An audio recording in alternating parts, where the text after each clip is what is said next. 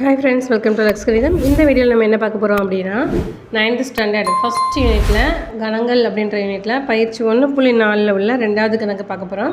என்ன கொடுத்துருக்காங்க அப்படின்னு பார்க்கலாம். பார்க்குறதுக்கு முன்னால் நம்மளோட சேனல் இப்போ தான் ஃபஸ்ட் டைம் பார்க்குறீங்கன்னா சேனலை சப்ஸ்கிரைப் பண்ணிக்கோங்க, ஓகேவா?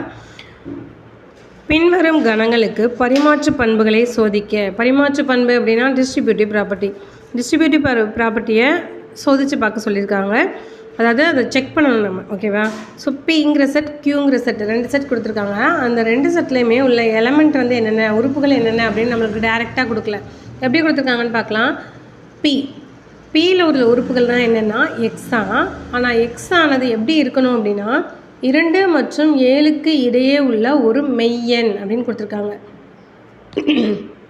மெய்யெண் அப்படின்னா ரியல் நம்பராக நம்ம நார்மலாக 2லேருந்து 7 வரைக்கும் என்னென்ன நம்பர்ஸ் இருக்கும், 3, 4, 5, 6. ஸோ இந்த 4 நம்பர்ஸ் நம்ம எடுத்துக்கலாம்.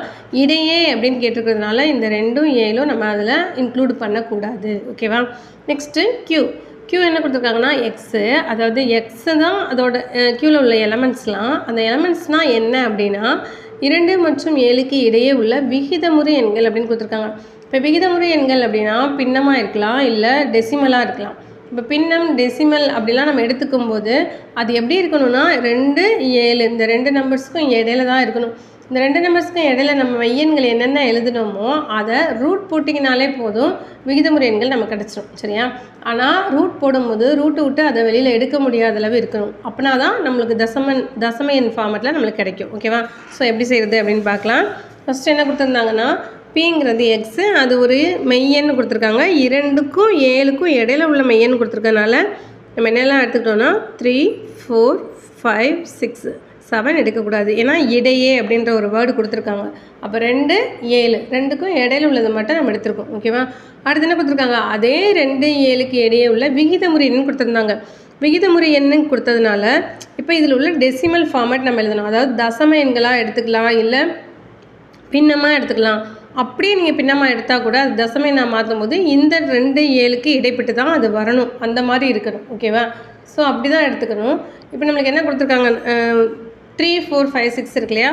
ஸோ நான் ஈஸியாக எடுத்துருக்கிறதுக்காக √3 எடுத்துக்கலாம். இப்போ √3 எடுத்திங்கன்னா இதோட வேல்யூ கண்டுபிடிக்கும் போது 1 புள்ளி அப்படி தான் சம்திங் உங்களுக்கு ஆன்சர் வரும். அதே மாதிரி 4க்கு நீங்கள் ரூட் போட்டிங்கன்னா 2 × 2ன்னு பிரித்து நம்ம 2ஆக வெளியில் எடுத்துடலாம். ஸோ அது மெய்யன் ஆயிரும். ஸோ அதை எடுக்கக்கூடாது. அடுத்து √5 இதையும் நம்மளால் ரூட்டை விட்டு ஈஸியாக வெளியில் எடுக்க முடியாது, தசமைனா தான் நம்மளுக்கு ஆன்சர் வரும். அதே மாதிரி √6ம் தசமைனா தான் ஆன்சர் வரும். ஸோ இந்த 3 நம்பர்ஸையும் நம்ம எடுத்துக்கலாம், ஓகேவா? இப்போ என்ன சொல்லியிருக்காங்க அப்படின்னா பரிமாற்று பண்புகளை சோதிக்க அப்படின்னு கொடுத்துருக்காங்க. ஸோ பரிமாற்று பண்புகளில் 2 பண்புகள் இருக்குது.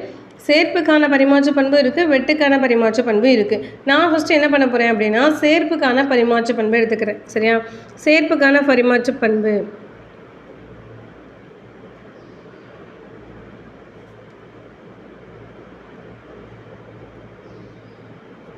பண்பு என்ன, A union B is equal to B union A. So இந்த பண்பை தான் நான் ஃபஸ்ட்டு செக் பண்ண போகிறேன், சரியா? யூனியன்கிறது தான் சேர்ப்பு. ஸோ A யூனியன் B நம்ம கண்டுபிடிக்கலாம். A union B left hand side நான் எடுத்துருக்கிறேன். யூனியனாக என்ன, எல்லாத்தையும் சேர்த்து எழுதணும்னு அர்த்தம். சேர்ப்புன்னு வந்துட்டனாலே எல்லாத்தையும் சேர்த்து எழுதணும். அப்போ 3, 4, 5, 6, √3, √5, √6, ஓகேவா? அதே மாதிரி அடுத்து ரைட் ஹேண்ட் சைடு கண்டுபிடிக்கலாம். B union A. So B என்ன, நம்ம இப்போ A union B, B union A formula உள்ளது. இந்த ஃபார்முலாவில் நம்மளுக்கு இப்போ ஏங்கிறது P, Bங்கிறது Q, அப்படி தான் நம்ம எடுத்துக்கிறோம். ஸோ இந்த இடத்துல நீங்கள் எழுதும்போது PQன்னு எழுதிக்கோங்க, இங்கே QPன்னு எழுதிக்கோங்க, ஓகேவா? Q யூனியன் P, ஓகேவா? அப்போது Qவில் ஃபஸ்ட் என்னெல்லாம் இருக்குது, √3, √5, √6. அடுத்து Pயில் 3, 4, 5, 6. ஸோ இப்போ 2யுமே பாருங்கள், இதை 1ன்னு எடுத்துக்கலாம், இது 2ன்னு எடுத்துக்கலாம். 2யும் நம்ம கம்பேர் பண்ணும்போது நம்மளுக்கு என்ன கிடைக்குது அப்படின்னா P யூனியன் Qவும் Q யூனியன் Pயும் சமமாக தான் நம்மளுக்கு கிடைக்கும். ஸோ சரிபார்க்கப்பட்டது அப்படின்னு நம்ம எழுதிக்கலாம். கணங்களின் சேர்ப்புக்கான பரிமாற்று பண்பு சரிபார்க்கப்பட்டது அப்படின்னு டீட்டெயிலாக கூட நீங்கள் எழுதிக்கலாம், ஓகேவா?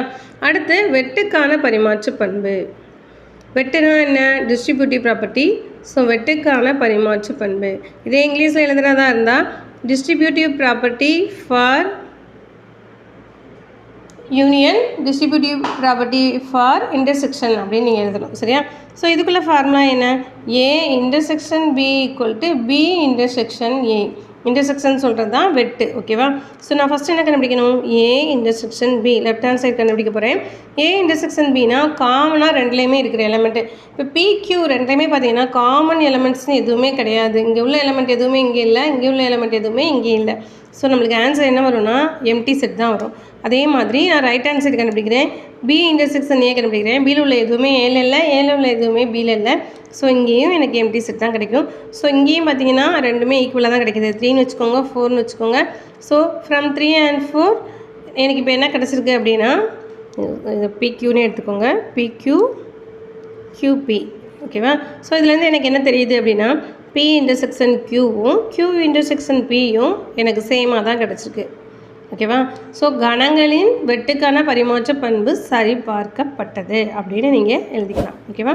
ஸோ இந்த வீடியோ உங்களுக்கு புரிஞ்சிருக்கும்னு நினைக்கிறேன். வீடியோ பிடிச்சிருந்தது அப்படின்னா லைக் பண்ணுங்கள், ஷேர் பண்ணுங்கள். Okay friends, thank you.